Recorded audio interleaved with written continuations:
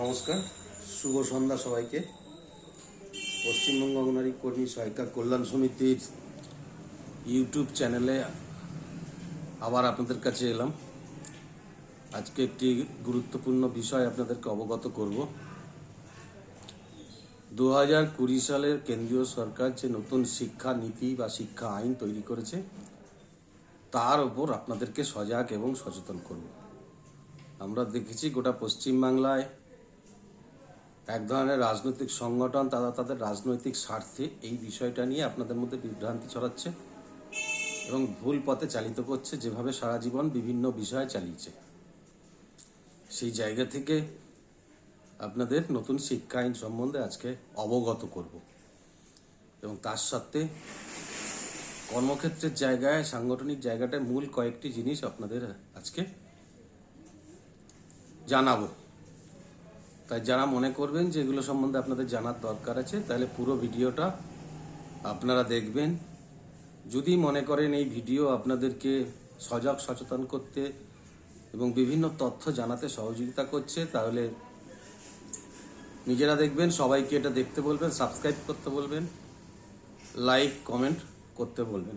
যদি সাবস্ক্রাইব করেন তাহলে নিয়মিত যে সমস্ত তথ্যের উপর দিয়ে আমরা ভিডিও করব আমাদের সংগঠনের পক্ষ থেকে, সেগুলো আপনাদের কাছে পৌঁছাবে।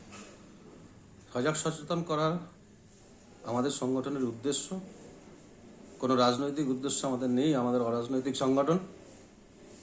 আমরা চাই আপনারা সকলেই অরাজনৈতিকভাবে রাজনৈতিক দলকে সরিয়ে রেখে ঐক্যবদ্ধ হয়ে নিজেদের অধিকার, নিজেদের দাবি নিয়ে সঠিক পথে লড়াই করুন, সঠিক জায়গায়।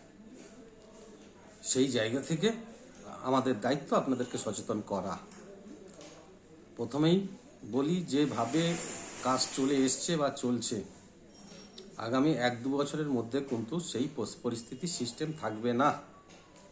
অর্থাৎ যেটার উপর আপনারা মায়া করে বসে আছেন, মায়া করে করে এত বছর নিজেদের ভবিষ্যৎকে অন্ধকারে ঠেলেছেন, যেটা অনেক ভালো হওয়া উচিত ছিল, শুধু হয়নি নিজেদের সজাগ সচেতন না হওয়ার জন্য।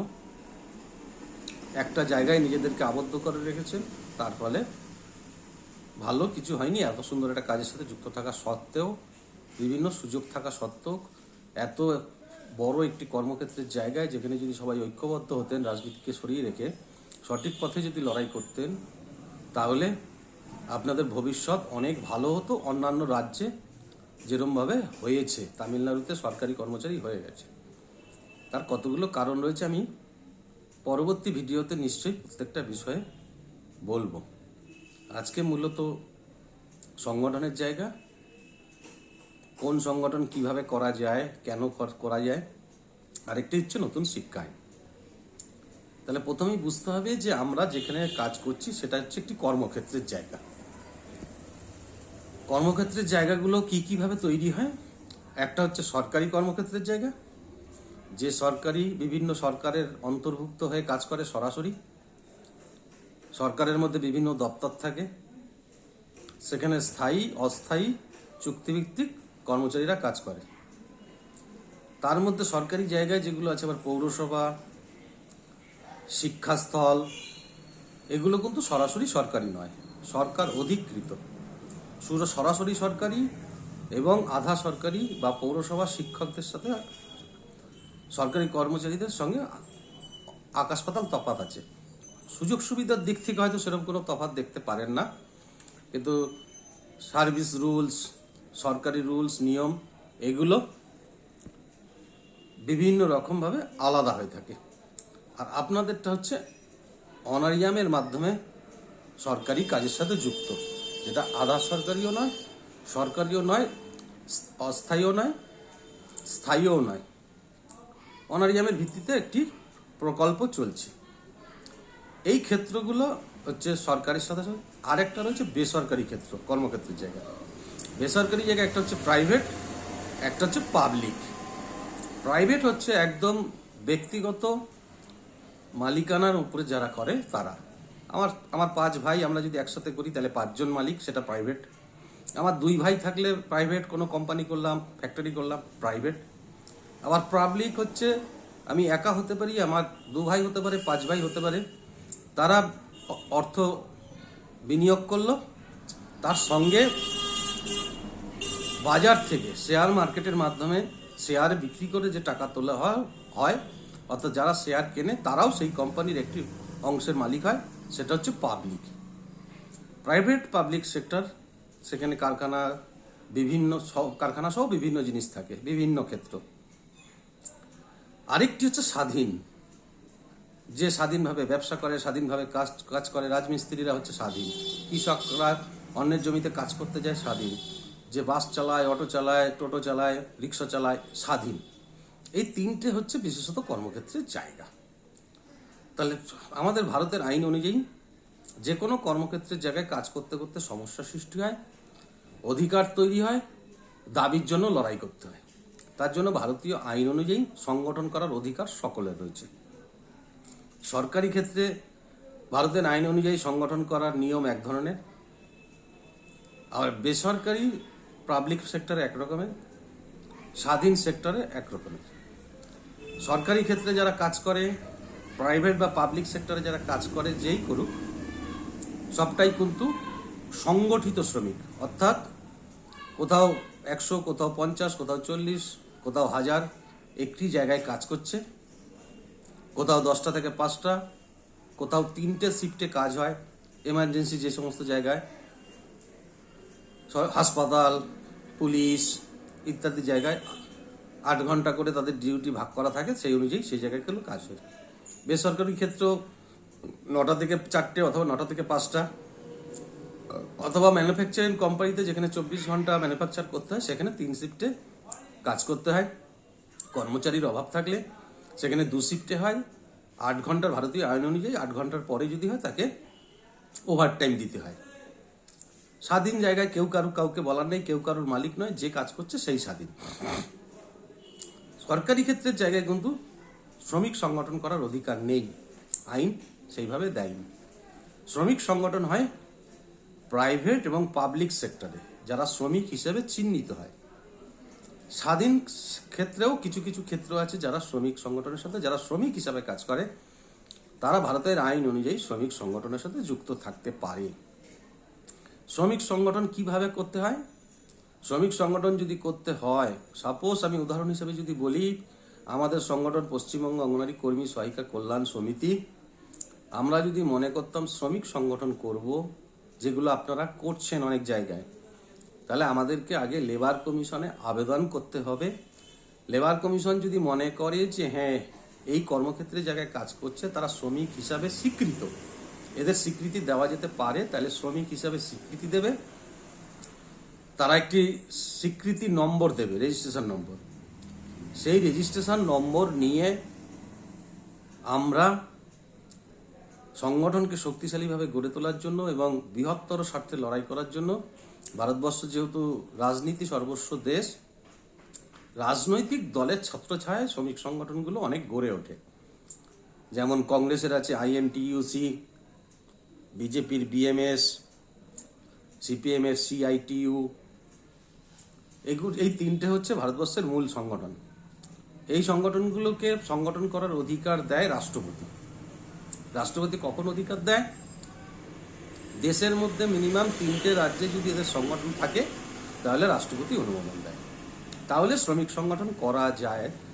লেবার কমিশন যে নম্বরটা দিল সেই নম্বরটা আমরা নিয়ে, আমরা যদি কোনো দলের আদর্শে অনুপ্রাণিত হই অথবা মনে করি যে এই রাজনৈতিক দলের শ্রমিক সংগঠনটা ভালো কাজ করছে বা লড়াই করছে, তাহলে আমি লেবার কমিশনের যে রেজিস্ট্রেশন নাম্বার সেইটা নিয়ে আমি C2 হোক, INTUC হোক বা BMS হোক, তাদের রাজ্য দপ্তর বা কেন্দ্রীয় দপ্তরে আবেদন করতে পারি যে আমাদের লেবার কমিশন থেকে শ্রমিক হিসাবে স্বীকৃতি দিয়েছে, আমরা আপনাদের শ্রমিক সংগঠনের ছাতার তলায় থেকে আপনাদের সহযোগিতায় আমরা আমাদের সমস্যা, দাবি, অধিকার নিয়ে লড়াই করতে চাই, কারণ আমরাও শ্রমিক হিসাবে স্বীকৃতি পেয়েছি। তাহলে সেই রাজনৈতিক দলের যে শ্রমিক সংগঠন তারা যদি মনে করে যে হ্যাঁ নেবে, তাহলে তাদের কতগুলো নিয়ম আছে সেই নিয়ম পূরণ করে তারা অনুমোদন দেবে এবং তারা আবার একটি রেজিস্ট্রেশন নাম্বার দেবে। তাদের স্বীকৃত যে শ্রমিক সংগঠন তাদের আমাদের সংগঠনকে তাদের মধ্যে অন্তর্ভুক্ত করার পর কাগজপত্র, খাতাপত্র সব রেডি করে তারা একটা রেজিস্ট্রেশন নাম্বার দেবে। তাহলে শ্রমিক হিসাবে স্বীকৃতি পাওয়া যায়, তাহলে লড়াইটা সঠিকভাবে হয়, সঠিক জায়গায় হয়, দাবিগুলো ঠিকঠাকভাবে থাকে। এই যে আমি এটা বললাম, এর প্রমাণ হিসাবে কি পাবেন? এর প্রমাণ হিসাবে পাবেন যে যারা শ্রমিক সংগঠন এখনো করছে, ভুল পথে চালিত করছে। একটা সময় কেউ ছিল না, জানতেন না, করেছে।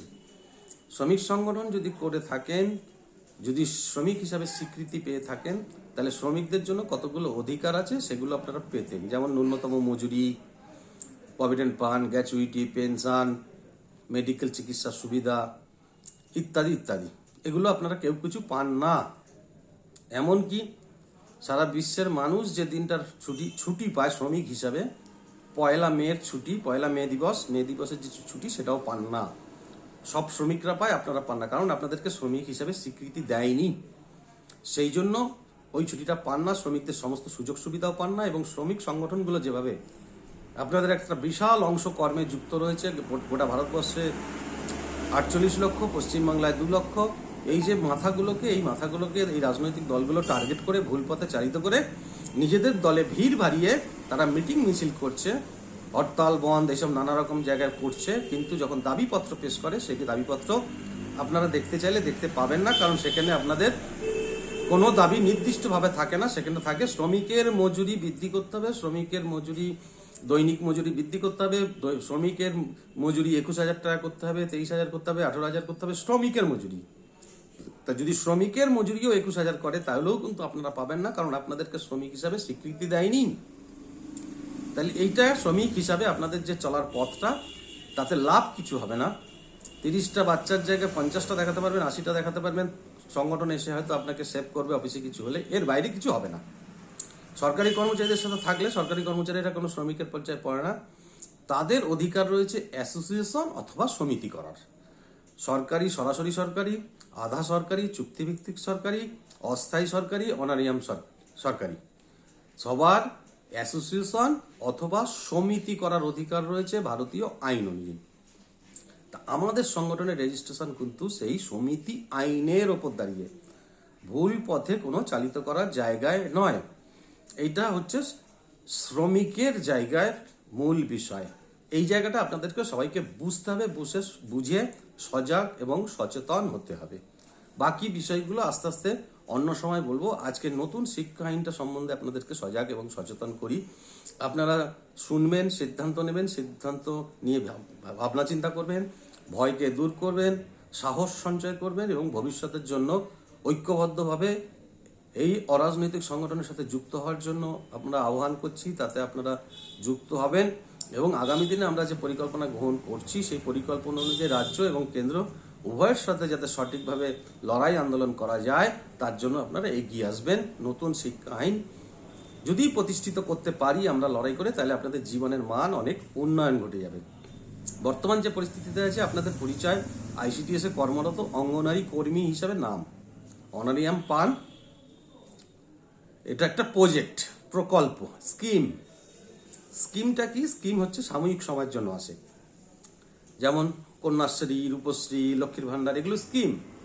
কিন্তু 100 দিনের কাজ, শিক্ষা আইন, খাদ্য আইন, এগুলো আইন। আইন পাস হয় বিধানসভায়, লোকসভায়, আর স্কিম ক্যাবিনেটে পাস হয়, যেটা অস্থায়ীভাবে কিছু সময়ের জন্য থাকে, উঠেও যেতে পারে, আবার সেটা ভোটের স্বার্থে কন্টিনিউ হতে পারে। কিন্তু যখন আইন হয়ে যাবে, যখন আইনে পরিণত হয়ে যাবে, তখন আর কোনোদিন এটা আমাদের দেশ থেকে মুছবে না। অর্থাৎ 100 দিনের কাজটা আইন, এটা আর কোনোদিন মুছবে না। 100 দিনের কাজটা 150 দিন হতে পারে, 50 দিন হতে পারে। 180 টাকা মজুরি, সেটা 250 হতে পারে, 150 টাকা হতে পারে, কিন্তু কোনো সময় বন্ধ হবে না। কিন্তু স্কিম যে কোনো সময় বন্ধ হয়ে যেতে পারে।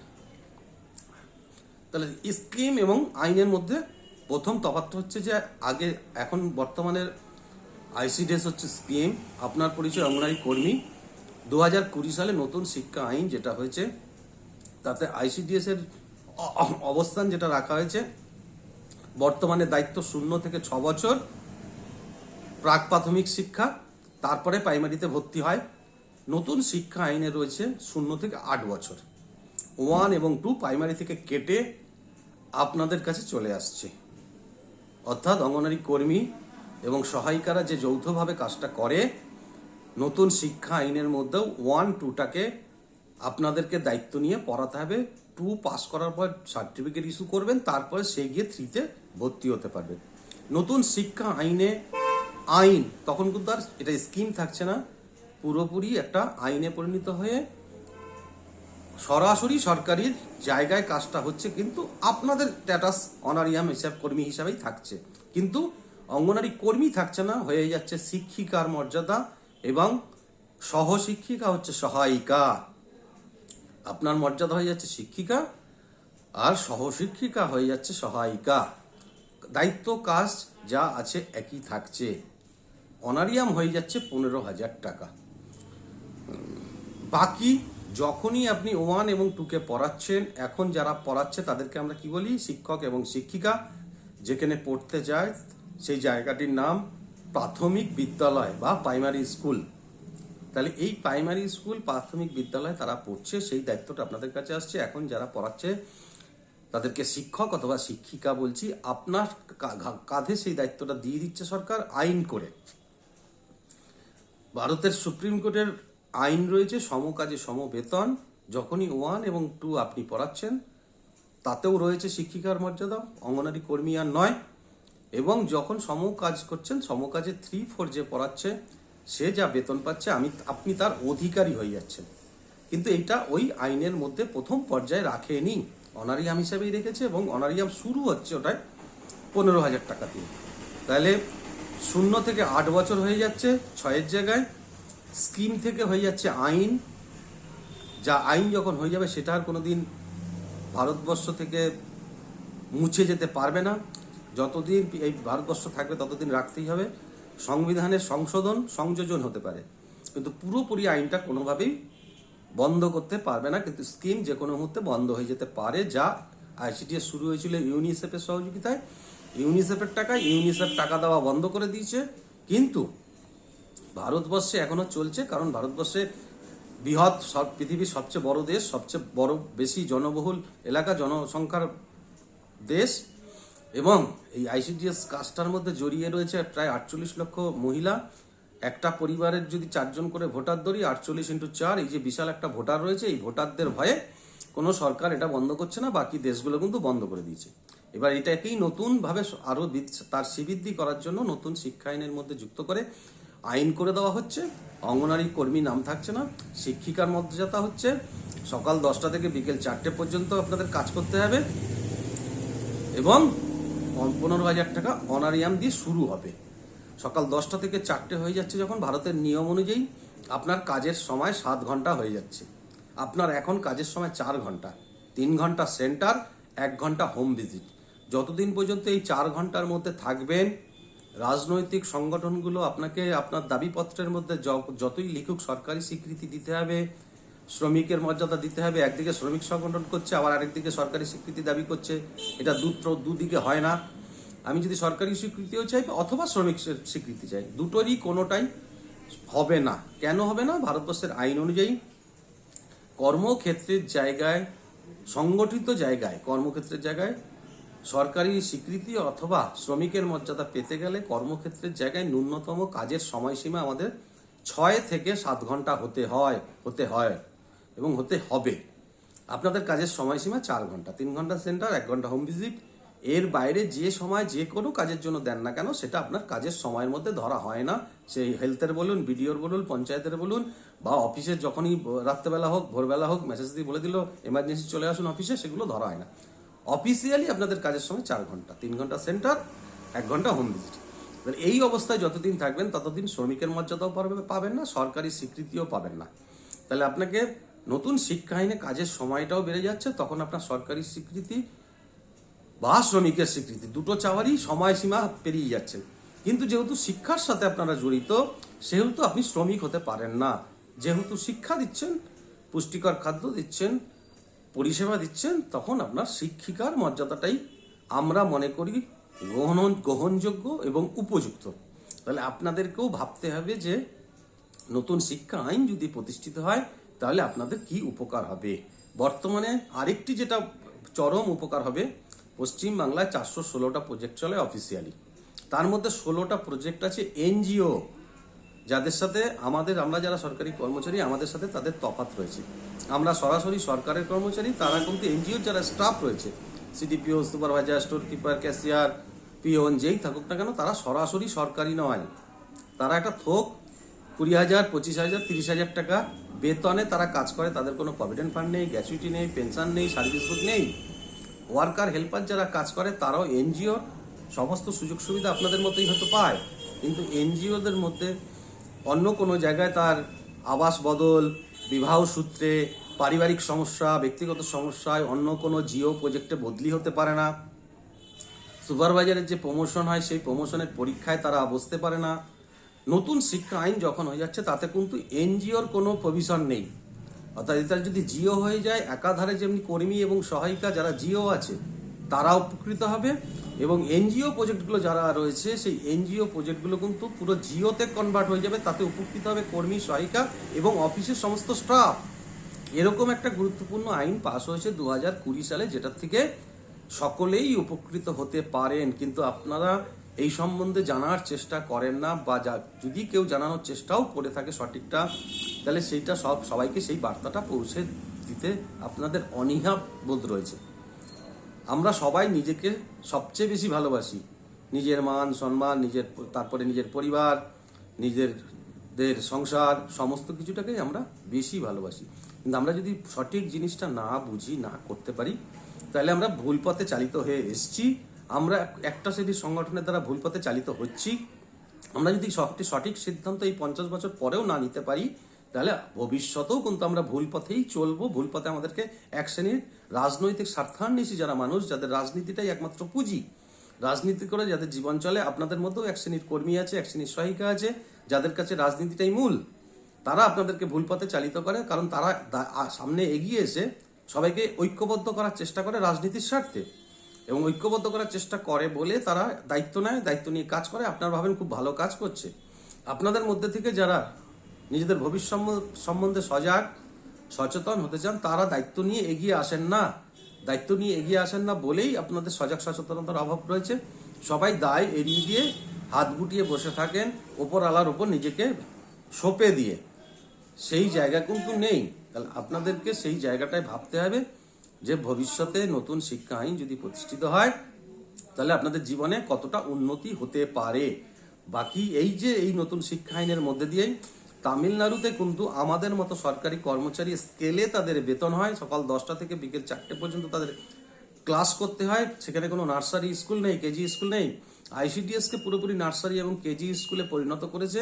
তাদের গ্র্যাচুইটি, পেনশন, প্রভিডেন্ট ফান্ড আমাদের মতো স্কেলে বেতন চালু হয়ে গেছে। তাদেরকে ওখানে শিক্ষিকার মর্যাদা। তাহলে আমরা একই দেশে বাস করি, 36টা রাজ্য তামিলনাড়ুতে করেছে, পন্ডিচেরিতে করেছে, আরও বেশ কিছু রাজ্য তারা এই কাজ শুরু করেছে। তাহলে পশ্চিমবাংলার যে কর্মী সহায়িকারা রয়েছেন, আপনারা এতটাই অন্ধকারে রয়েছেন, আপনাদের কাছে সমস্ত খবর পৌঁছচ্ছে না, বা নেওয়ারও চেষ্টা করেন না। আমরা আমাদের সংগঠনের পক্ষ থেকে আপনাদেরকে সবসময় সজাগ সচেতন করার চেষ্টা করছি, আগামী দিনে করব। আপনারা গ্রহণ করবেন কিনা সেটা আপনাদের বিষয়। আমরা দায়িত্ব নিয়েছি, আমাদের দায়িত্ব আমরা পালন করব। তাই এই বিষয়টা পুরোটা ভালো করে বুঝবেন। যদি কোনো অংশে না বুঝতে পারেন আমাকে কমেন্ট করবেন। এই ভিডিও ডাউনলোড করার পর আমি তার উত্তর দেব। আমার কাছ থেকে উত্তর নিয়ে নিজেকে আরও বেশি জানার চেষ্টা করবেন, সজাগ সচেতন হবে। কারুর কথায় বিভ্রান্ত হবেন না। ডকুমেন্টস, কাগজ কলম সত্য কথা বলে। সরকারি কাগজ যেহেতু এটা গুগলে গেলে সরকারি নথিভুক্ত যদি পান, ঘাটেন, আমাদের কাছে সমস্ত কিছুই আছে। আমাদের সাথে যারা যুক্ত তাদের কাছে আমরা দায়বদ্ধ, তাদেরকে আমরা সমস্ত কিছু দেখিয়ে বলি আমাদের কাছে সমস্ত কাগজ আছে। আমরা তাদেরকে সজাগ সচেতন করি এবং করে এসেছি, আগামী দিনেও করব। আপনারা যারা যুক্ত হতে চাইবেন তাদেরকেও দায়িত্ব আমাদের একদম সঠিকভাবে কাগজ, ডকুমেন্ট সহ এই বিষয়ে সবাইকে অবগত করার। তাই কারোর কথায় বিভ্রান্ত হবে না, সঠিক জিনিসটা জানার চেষ্টা করবেন। যদি কোথাও ভুল হয় অবশ্যই বলবেন, কিন্তু অহেতুক পরের কথায় কোনো ভুল তথ্য দেবেন না। তাই আবার বলবো, এটা ভালো করে বুঝে নিয়ে আপনি নিজেরা শুনুন, অন্য কাউকে শোনার জন্য তাদের কাছে এটা ফরওয়ার্ড করুন, শেয়ার করুন, লাইক করুন, কমেন্টস করুন, এবং অবশ্যই আমাদের চ্যানেলটাকে সাবস্ক্রাইব করবেন। এবং আগামী দিনে যাতে ভালো ভালো সমস্ত বিষয়গুলো নিয়ে আপনাদেরকে সজাগ সচেতন করতে পারি, তার জন্য সহযোগিতার জন্য এগিয়ে আসবেন সাবস্ক্রাইব করে। ধন্যবাদ, সকলে ভালো থাকবেন, নমস্কার।